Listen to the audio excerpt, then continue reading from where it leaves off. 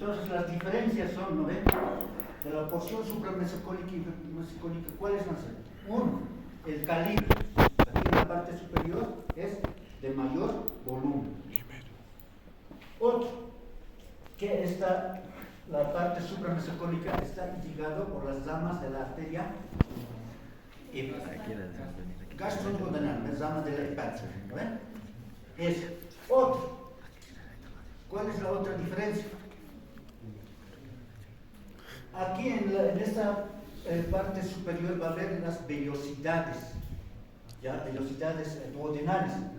Ahora, mientras aquí en la parte inferior, va a haber pliegues semicirculares, se llaman las válvulas coniventes. Mientras aquí arriba esas válvulas coniventes no va a haber, ¿ya? Entonces esas son las diferencias, ¿ya? Para que se ubiquen. Ahora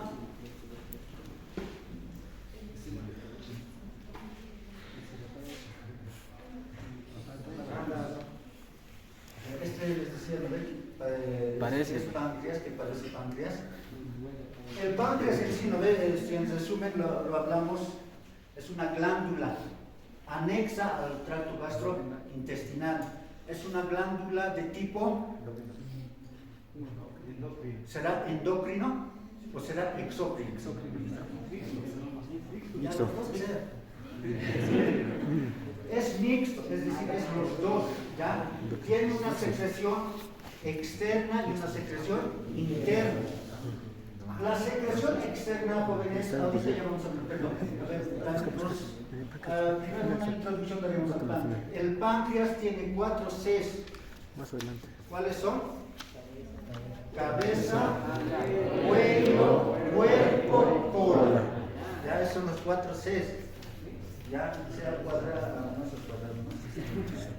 cuadrado, ya. Entonces, casi por término general va a tener 3 caras, excepto la cabeza. La cabeza solamente tiene 2 caras, va a tener una cara anterior y una cara posterior, y tiene una circunferencia, ¿ya? Y tiene una prolongación en la parte inferior, ¿ya? La cual le dice el piquito. Se llama el apófisis unciforme, o páncreas menor, ¿no?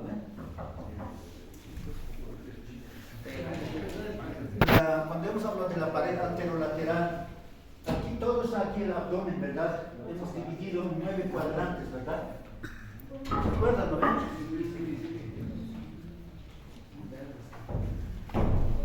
Entonces, más o menos sería aquí, ¿ya?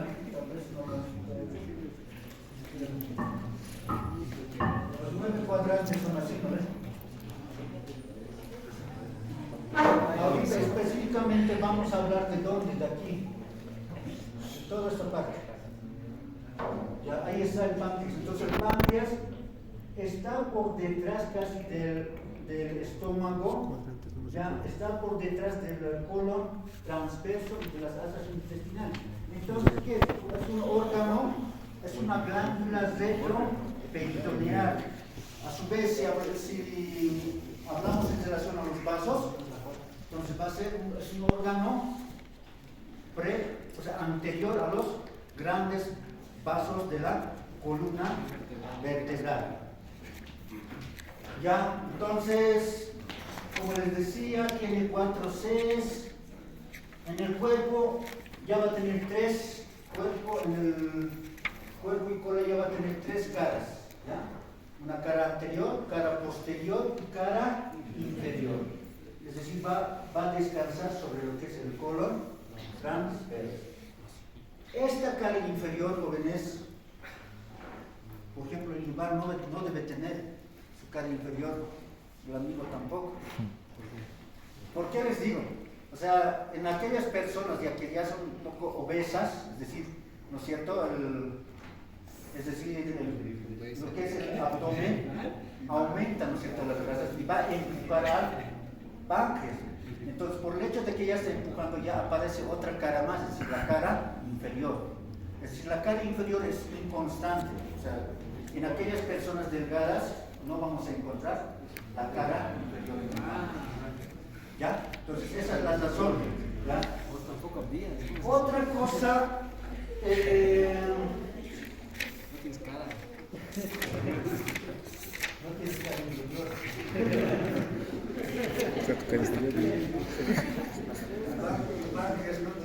Cara anterior. Ya. Ahora, aquí no se contiene la arteria esplénica, ¿verdad? Entonces a este nivel viene así. Lo va a escotar, es decir, lo hace un límite. Este es el cuerpo. Entonces, ¿cuál es el límite entre el cuerpo y la cola? ¿Qué arteria es esplénica? Obviamente, no ve, la arteria ha llegado, la vena está por igual. Entonces, en resumen, tendríamos que decir el límite entre el cuerpo y cola, ¿quién es? Los vasos esplénicos. ¿Ya? Ahora, si les hablo de relaciones de la cara anterior, posterior, ni en la noche podría terminar, ¿no? Yo así he leído. Yo también. Ya, como les decía, en su cara anterior se insertaba un mesocolon, ¿no ve qué mesocolon era? Mesocolon transverso.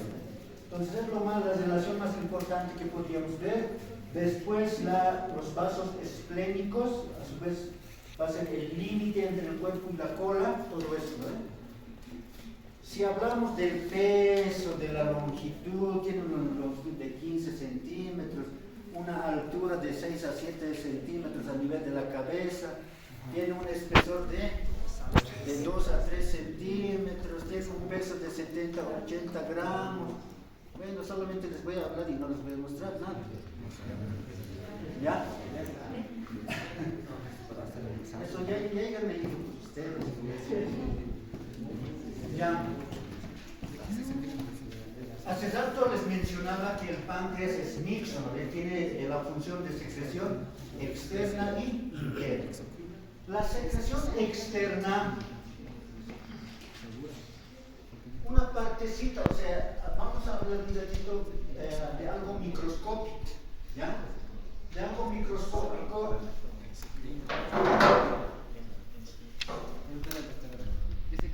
Si hablamos microscópicamente, ¿no ven cómo está compuesto la páncreas? La páncreas o el páncreas, ¿ya? Entonces tiene dos, ¿no es cierto? Tiene dos funciones, una función exócrina y endocrina, ¿verdad? Entonces la porción endocrina va a estar dado por estas células, se llaman las células acinares, ¿ya? Se llaman células acinares. Ahora, en estas células acinares lo envuelven como una isla. Entonces aquí hay otras células. Entonces esta célula, bueno, toda esta parte se llama un islote, como es una isla. Lo están haciendo como una isla, estas células. Entonces estos se llaman los islotes de Langerhans. ¿Ya? Dentro de estas células de islotes de Langerhans hay las células alfa, beta, gamma, el PP, el CK, o sea, vale, o sea, ya eso ya en histología específicamente más que todo ya van a hablar de lo que es en la parte fisiológica, ¿ya? Al año. Depende, pues no se puede.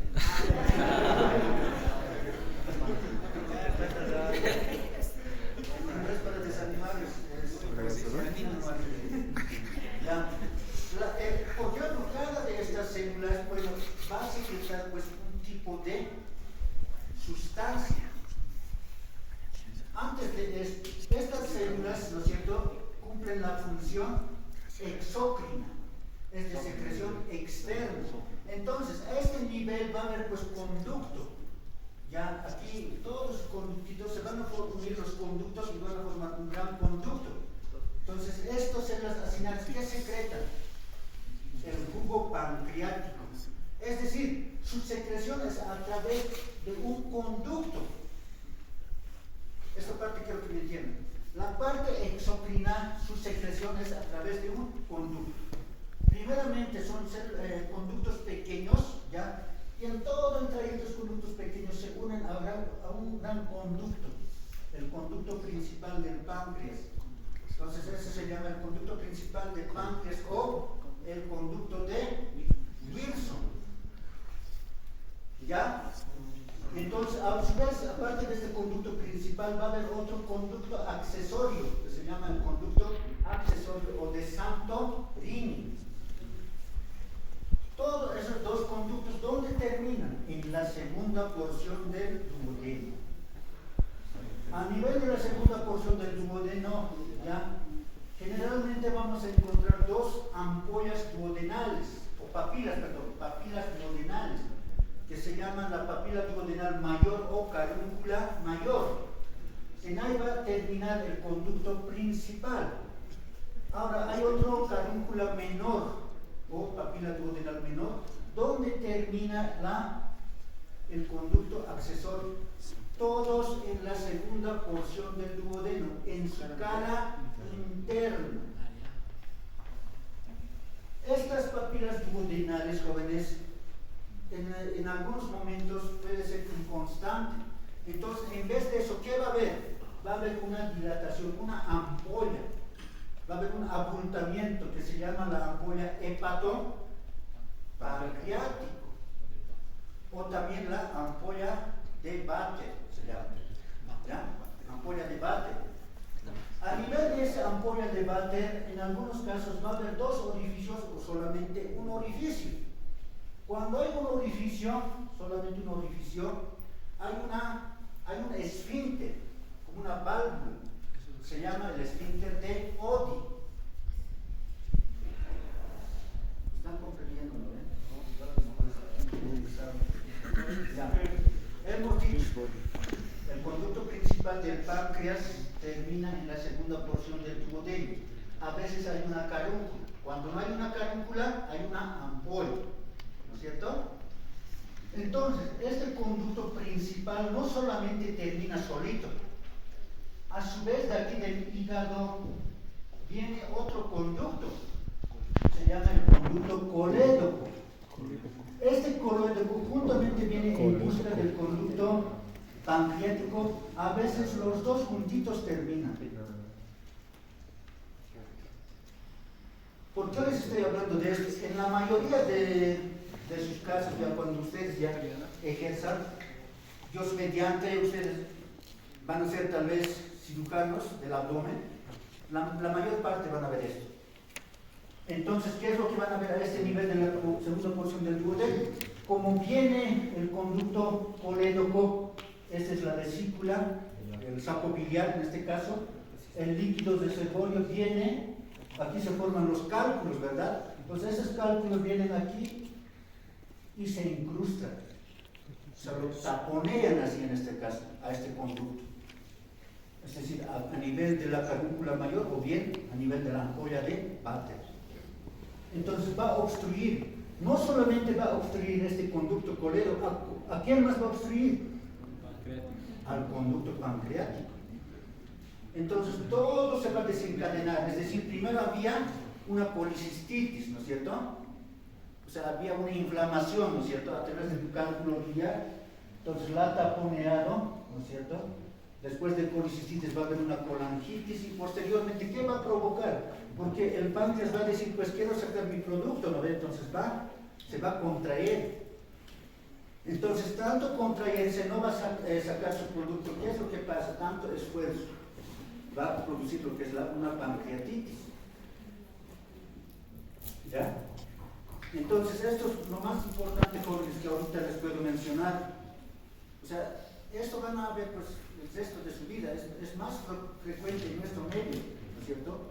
Cuando ustedes dicen, la mayor parte de las personas, la parte exócrina, ¿no? El asunto, la parte exócrina. Ahora, la parte endocrina, cuando hablamos de la glándula endocrina, recordemos que, ¿no ve? Todas estas células están irrigadas, pues, ¿no ve? Por vasos, por arterias y venas. Entonces, estas células directamente van a secretar a los vasos, es decir, a la sangre. Entonces, eso ya se llama la parte endocrina. Es decir, la parte endocrina no necesita, como la parte exocrina, conductos, sino secreta directamente al torrente sanguíneo. Esa es la diferencia, ¿ya? Entonces, las células alfas, ¿qué van a secretar? El cagón, ¿no? El cagón. Ya van a secretar lo que es ¿qué es el glucagón? ¿Qué es el glucagón? Es una hormona. Ya es una hormona. Las células alfas van a secretar lo que es el glucagón. Y las betas van a secretar ¿qué? Insulina.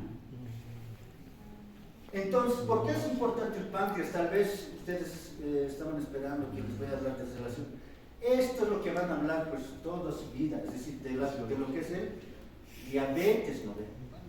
Entonces, para hablar de la diabetes, tienen que hablar de esto, ¿no? Del páncreas, dónde se origina, en cuál de estas células. Entonces, la insulina es secretada por las células betas del páncreas, específicamente se encuentran a nivel de los islotes de Langerhans. Ahora, todo lo que es la parte fisiológica, la parte bioquímica, ya van a ver, pues, ¿no ven? Que en el torrente sanguíneo hay insulina, ¿no es cierto?